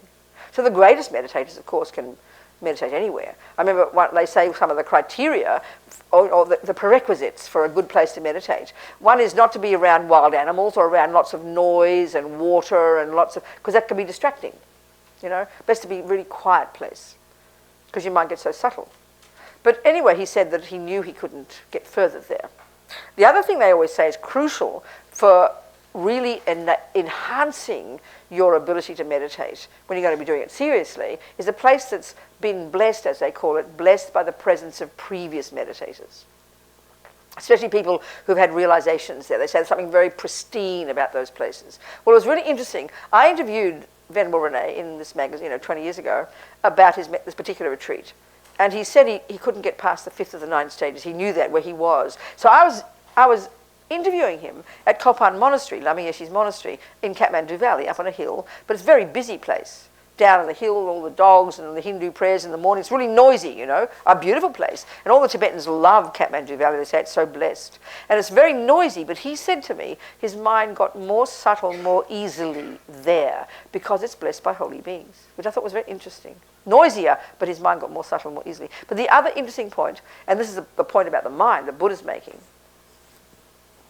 he said he just touched maybe upon the 5th of these 9 stages. This was an 18-month retreat. He's been meditating for 40 years. Not just doing that, doing other ones as well. But he said this, something like this, and this is a very interesting point. He said the bliss, I forget the words, or the joy that his mind experienced was infinitely superior to any joy or pleasure he'd ever experienced through his senses. So what this is pointing to is Buddha's incredible fact that the nature of our mind, when it is unencumbered by the neuroses, or the extent to which our mind is unencumbered by neuroses, is the extent to which it's blissful. So you understand this. Look at one day when you wake up and things are quite cool. You're fairly relaxed, your body feels okay, the sun is shiny, the food is nice, and you feel peaceful. We all know that means it's the absence of that extent of strong anger, attachment, or fear or jealousy. Wake up another day and your mind is jealous or depressed. Everything's like a nightmare. The mind is completely opposite to bliss, isn't it? So we all conceive from our experiences when the mind is empathetic and spacious, it's more blissful. It's natural. Buddha's saying it's just natural, you know. The state of mind, this is what Buddha's saying finally, that mind in its pure state, and this is not, don't hear this as religion, please. is naturally blissful. But our trouble is the only way we know how to get bliss, as we know, is to get an object of the senses. It's the only way we know how to trigger any good feelings, isn't it? Get the cake, the body, the this, the music, the something. But this is where you're going beyond the gross level. You're going beyond the sensory level, the gross conceptual level, and you're, as they would say, but don't think it as cosmic, tasting the purity and the subtlety and the clarity and the bliss, hear the word please, of your own actual consciousness. Nothing to do with objects. And this is one of the fundamental points that Buddha's making. This is the natural state of our mind when it's not deluded. This is how they talk, So, any questions before we finish? I didn't go to the 9 stages, but we'll do it at some point. Yeah. Thank you so much. Thank you so much for this. This is phenomenal. Good. So, this triggered me to contemplate this concept when you mentioned the 3 states of mind. Yep. And you proceeded to define positive mind with the term virtuous. Yep, that's right. In their nature, they're virtuous, yes. Yeah, and I can't help thinking, like, what I have been recognizing is that so much of this poor me, I'm so sweet and lovely, and why isn't everyone so lovely and nice to me all the time, is this form of twisted, delusional self-cherishing. That's right, it is, yes, that's right. So it seems to me that's also a part of, can that be considered a part of positive mind? Is positive part of attachment? Which is the positive bit? The positive state of mind. What's the thought? The self-cherishing. So what positive or virtuous means, what negative or non-virtuous means is the thoughts, they're all conceptual thoughts. Beneath all the emotions, they're conceptual thoughts. And they're stories that are distorted, yes, embellished, exaggerations, and they're all based on the neurotic I by definition. The virtuous ones, by definition, are connected to others. It's a simple way of putting it. Okay, so then it sounds to me also that, and I know you're going to correct me if I'm wrong, which I'd love you for. I know we haven't even met. Hi. Okay. If we think we love somebody. And love means, Buddhist view is... like so in love. No, love, in the Buddhist view, love is under the heading positive. It's an altruistic state of mind. It's spacious. It's connected to that person and wants them to be happy. That's the meaning of the Buddhist view of love. But the point is this, sweetheart, listen. We don't recognize that as on its own, because until you're a highly realized being, that love will naturally be polluted by attachment. We can't have we might have glimpses of a strong emotion of love for a second, but until we're highly realized beings who've realized emptiness, it's going to be naturally polluted by I and my needs. This is the way they are. I mean, our minds now, we can't have a pure moment of attachment. We can't have a pure moment of love. It's not possible. We're not capable. But we can increase it and lessen the attachment. That's what the struggle is. That's what the fight is. So we have to know the character of attachment, how it's I-based and needy and fearful, and the character of love, which is other-based and spacious. At least intellectually know that, and then begin to slowly to recognize the components as we rise up, as they rise in our mind. Thank you. And aim for them, So it sounds like we're getting a little closer to the idea, if we're not wanting to own that person and we just want them to be happy. Sorry, what? If we don't want to be owning or attaching that person, well, but we just want them to be happy, but we still love them, but we don't really want anything from them. Stop. Shush. Go back slowly and say all those things. There's too many things all at once, because there's definitions of each of these terms, and I was a bit lost. Okay. So what are you saying? Say it slowly. So are we getting closer? When? Where? Doing what? By doing what? Are we getting closer to insight when we love someone because we want what's best for them, but we don't need to be attached to them? What love is the thought, the bare bones definition of love is the delight in someone else's happiness. In its nature, if you did have it ideally, when you've gone beyond delusions, it would be this empathetic, naturally connected, joyful, affectionate, genuine wish that that person be happy. And the Buddha says we can have it for everybody. So that's, you have to have the definition first, then you can learn to recognize it. And of course you're aiming towards that, which means there's 2 ways of putting it. You're trying to grow the flowers of love, but you can't do that without pulling out the weeds of attachment. Because the more attachment, the more polluted the love, the less genuine the love. And that's natural. Don't put ourselves down for it. That's why we have to be our own therapist and identify in this moment when I say, I want you to be happy, but I really know my little cheating little eye is desperate for you to scratch my back so I can get what I want. Right, so it's very subtle and very tricky to see. Because it sounds like that could almost be more dangerous than negative thought if we think we are having very these dangerous. altruistic thoughts all the time. This is and one of our feelings. commonest problems. Yeah, especially for people who, a person like me and I can think of my family, I was always the volatile one. So it was fairly easy to see when I was angry because I'd shout it out. It was pretty evident. But another one of my sisters who didn't show anger, she was always the good girl who did everything nice. It would take a lot of hard work for her to recognize that her attachment to getting what she wanted was being a good girl. My attachment to getting what I wanted was kind of brutal. Both are driven by attachment, but the good girl one is harder to identify because it looks like kind. So it's much harder to see our minds. All of us, this is like it is, they're very subtle, they're very intertwined. And that's why using the Buddhist model, we've got to understand the bare bones definitions of these states. Otherwise, it's just going to be confused. Because they're not the way we talk in the West, not at all. Do you understand?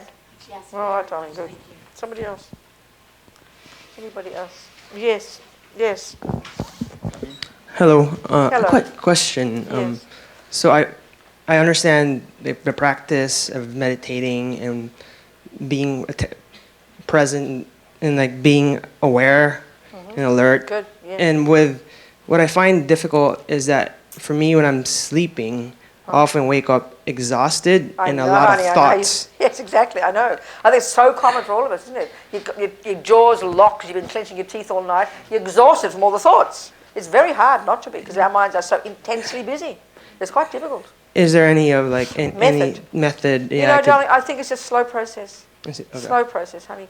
Really, it is. And I think one of the interesting things, this is the thing about the 9 techniques, they say one of the signs of success from even the first stage of meditation is that you think you're getting worse.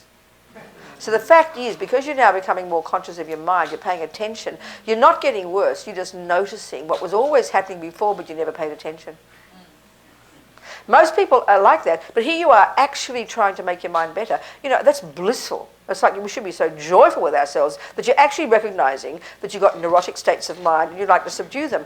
Most ordinary people in the world, it's not being horrible. Lama Zopa Rinpoche said that most people on this earth have absolutely no idea that what goes on in their mind plays any role at all in their lives. So ordinary people who go around, shooting and killing and lying and stealing and cheating on their partners and ripping off money at work, their minds are beyond frantic and their nights are exhausting, but they don't notice it. They never even think to mention it. Because the second they wake up, they're off on their dramas again. Got to get out there and steal more and do more and rape more and kill more. But here you are being more introspective, so you're noticing. Well, honey, that's fantastic. It's a sign of success. Thank you. You see my point? I do. It's like you go to the gym for the first time. You discover muscles you didn't know you had. But it's terrible pain, but it's good pain. It's not bad pain. It's good because you're now testing. And so be encouraged by it. It's slowly, honey. There's certain ways to sleep well. I don't know, maybe you should check your qua number. Do you ever do the feng shui business? I'm not kidding here. I really go by that one. Have you heard of that one? The feng shui thing? You check your qua number. Look up on the computer, go qua number, K-U-A, and check what yours is and make sure your head's pointing the right direction. I know feng shui people who do this. They say all over the world they don't know how it works, but it works. People sleep like babies when you have your head pointing the right direction. Okay. I'm not kidding. If you'd like to look into it, look it up, K-U-A. K-U-A. And you get your head pointing in the direction it says for you. And the number of, one of my friends, he's a monk, and Lama Zopa told him to do feng shui. He was so cynical. He couldn't believe it. He was shocked.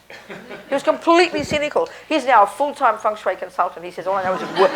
All I know is it works. Especially the directional one of the direction you sleep. The number of people who haven't slept well for years, he says they sleep like babies. So try it out. It's interesting. It's just a thought. You never know. But there's also the other methods as well. So even to do some quiet stuff before you go to sleep, or to be conscious of, to learn to be conscious of your dreams when you're dreaming. But it's okay. Get some rest. But you're noticing what was there probably worse before. So rejoice. Thank you. All right. Time to go home. Any more questions before we go? Huh? Yes. So my question is kind of playing off hers, is running with hers. Is there a differentiation between different types of love, like being in love? I understand, yes. Of course there are massive. There are. But that's because when we say we're in love, what it is sometimes is 90% attachment. Yeah. Actually, because we're going to go to more, I'm sure over the week we're going to do this, the weeks, because attachment is this multifaceted state of mind that actually is the needy part of us, craving and needy. But one of its functions, which is what throws us, is when it's activated, especially around objects that trigger it inside us, especially other bodies, it triggers incredibly good feelings in the body. And it's like we're sort of hyperventilating.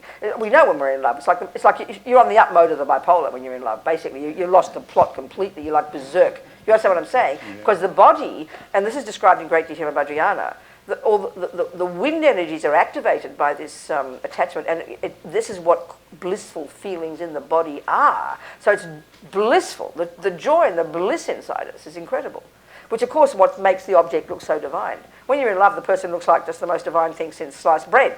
And it's attachment that makes that. So being in love would be love plus attachment? So no, it's attachment mostly. It's not trying to be depressing. But then, of course, because the person looks gorgeous and you feel blissful, it's very easy to want them to be happy, isn't it? You understand my point? And that's what love is, the wishing they'd be happy, which is why when they stop doing what your attachment wants, it's very hard for them to want it. It's very hard for you to continue to want them to be happy. That's why then you get divorced and kill each other. So as long as you're doing what I want, which means as long as you're giving my attachment what it wants, it sounds very cruel, but as long as I'm feeling joyful and we're looking at each other with dazzling eyes and adore each other because we're both fulfilling each other's needs and having a lot of bliss, that's just joyful feelings. Don't be critical, there's nothing wrong. But then love is easy when you've got that. My wish for you to be happy, I've got much vested interest for you to be happy. But you start looking at someone else, honey, and I will not want you to be happy. That's fact. And I'll start to want to kill you. And hope, do you understand my point? So we do, it's easy. Look at mothers with their babies. This is a classic example. This is not being horrible now. It's like a technical thing. Attachment is running rampant when you're a mother with a child. Your baby looks the most divine thing, isn't it? And you're preoccupied day and night. One of the functions of attachment is you can't stop thinking about the person. Well, look at mothers and children. But also, along with that, fortunately, if you've got a good mummy, she's got bucket loads of love. Look at the mummies who don't have the love. No, who don't have the attachment, they do not love their babies. That's why they let them die or kill them or give them away. Do you see what I'm saying? So attachment is this massive state of mind that's got multi-facets, and it's much more primordial and goes much deeper than we think it does. So it really needs looking at carefully. It has lots of functions. So when you say pure love, like... Love, I'm meaning here, love meaning, and pure just sounds so tricky again. Love, the Buddha's deal is, we can get rid of all these delusions. We can go beyond attachment, beyond anger, all this stuff, which is inconceivable to us. And we can literally end up with only infinite love, infinite compassion, infinite empathy for every being, undisturbed and unchanging. So it's a long, long, long way to go. So the more we understand the definitions of these states and then begin to recognize them and then be realistic, this is where I'm at, and that's what the practice is, working with them all.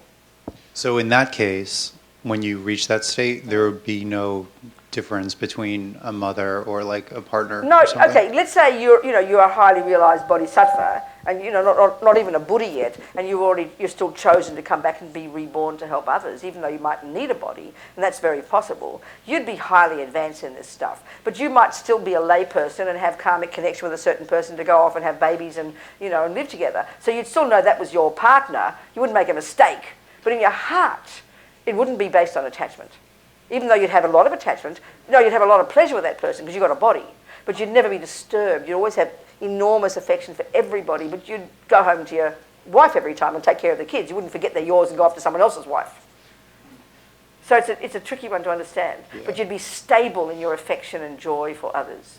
Way to go, Would it, in Buddhist philosophy, is sex a completely attachment? It's in its nature. And again, don't hear me in a misunderstanding way. We're talking technically here. It's totally and only a function of attachment. Of course it is. Of course it is. What else is it? So is food. So is sleeping. So is all the most of the things we do with our bodies.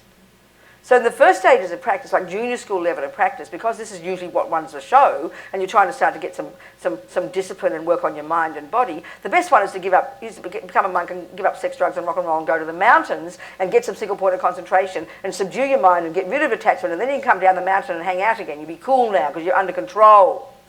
And you'll be able to help others and have 47 partners and it'll be all right. I'm sort of joking, but I'm not. So of course, it's like, of course it's naturally, Buddha calls this a desire realm. We look at the big picture view, it's a whole other deal now.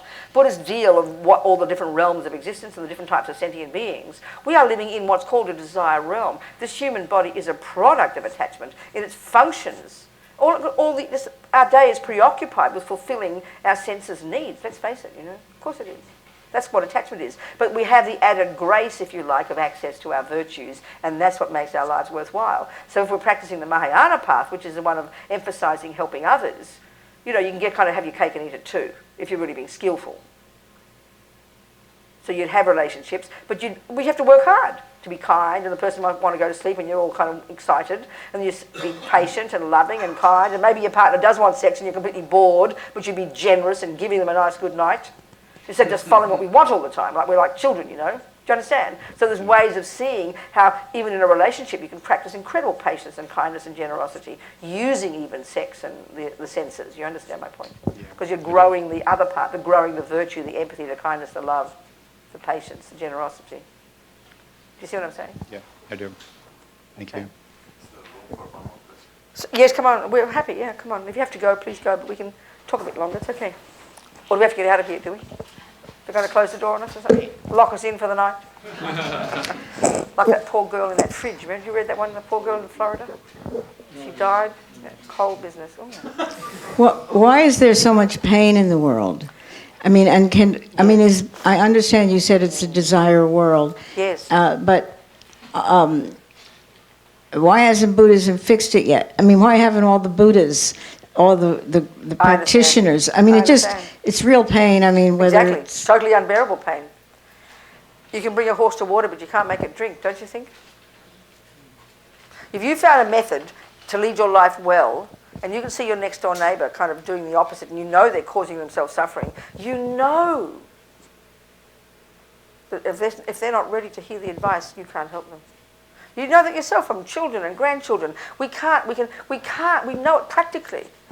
The person has to do it themselves. You can lead and be skillful and kind and patient in guiding.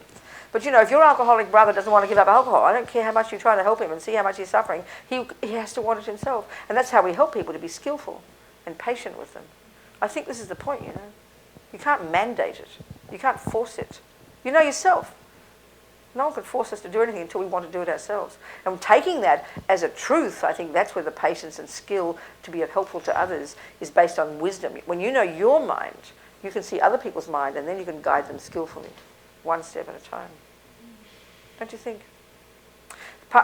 Do you see my point? Practically speaking, it's not a moralistic issue, it's a practical one. Isn't it? And that's where they talk about the bodhisattvas just they've done the job, they've got their own nirvana, they don't need to come back, but out of enormous compassion to help others, no matter how long it takes. The Dalai Lama says that bodhisattvas think in terms of eons.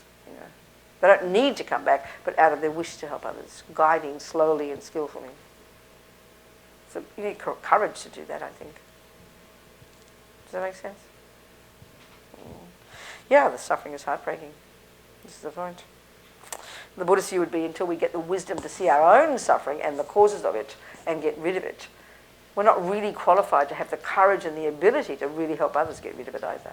Because it causes us so much. As long as other people's suffering causes us pain, we're in trouble. We've got to get beyond it's causing us pain. We've got to get courage and energy from it and never give up trying to help. This is the one, which takes great courage. Yeah. Thank you. Why don't we finish? Yeah, go, darling. I'm Sure. trying to understand what you mean Use the mic. by mind in mindfulness. Mind in mindfulness. What do you mean? How is this question? Is mind me, what I consider me, No. and God in union? No, not Buddhist none of view, not this. way of talking. No, your mind is just your ability to cognize intellectually through the senses. Cognition. Cognition, yeah. But even at a very subtle, Buddha posits cognition at a very subtle level, like I'm talking, you know. And we need to access that subtler level where your mind is very powerful and can see the past and the future and the minds of others and can be very beneficial. Buddha has a very different way of talking about cognition and mind. He says it's not physical. You know, he doesn't use the word God, but he would talk about the qualities that people talk about of infinite empathy, infinite compassion, infinite wisdom. They're all the qualities of a Buddha, and our mind accomplishes those. And the method is to get rid of the rubbish that's polluting our mind, our fears and our drama and our self-centeredness. But the rubbish is from this life, from this Countless physical life. past lives, Buddha says. We come with it. Get rid of the memory sense of this physical world. No. Is that what you mean? As you progress with your mind, you'll get more memory. You'll see past and future. You'll see things very clearly. But you stop following the nonsense. You stop following all the voices of ego, and you start following the virtue and the wisdom. This is how they say. Thank you. Well, okay. So let's finish. So we've been here for a couple of hours, isn't it? Nearly, or a bit, roughly. We started late. So we think... And Buddha's deal is this, it's interesting, we'll go into this. Buddha says there's not a millisecond of anything we see or hear or think about that goes astray. It all gets stored in our mind. We're not talking the brain. It all gets stored there, you know. So we think even though we don't remember 90% of this 2 hours, maybe 99%, it's all gone in. So we think, great, we've sown all these seeds. As many moments as there have been is as many seeds we have planted. So we think maybe nourish these seeds from this moment, using our own tools, our effort, based on confidence in our own marvellous potential, to never give up, working on ourselves day by day, and helping others, so we can achieve our marvellous potential, no matter how long it takes. You know? So just sing 2 little prayers, one that expresses that, and then the other one is expressing this aspiration of compassion, bodhicitta, this amazing, courageous attitude of wanting to help others. Kewaji nyududag lama sangye drugyune drowachi kyang malupa dei sala Pasho Jangchub Semchog Rinpoche Make Panam Keguchig Kepanyam Pa Me Payang Gong Ne Gong Du Pa Basho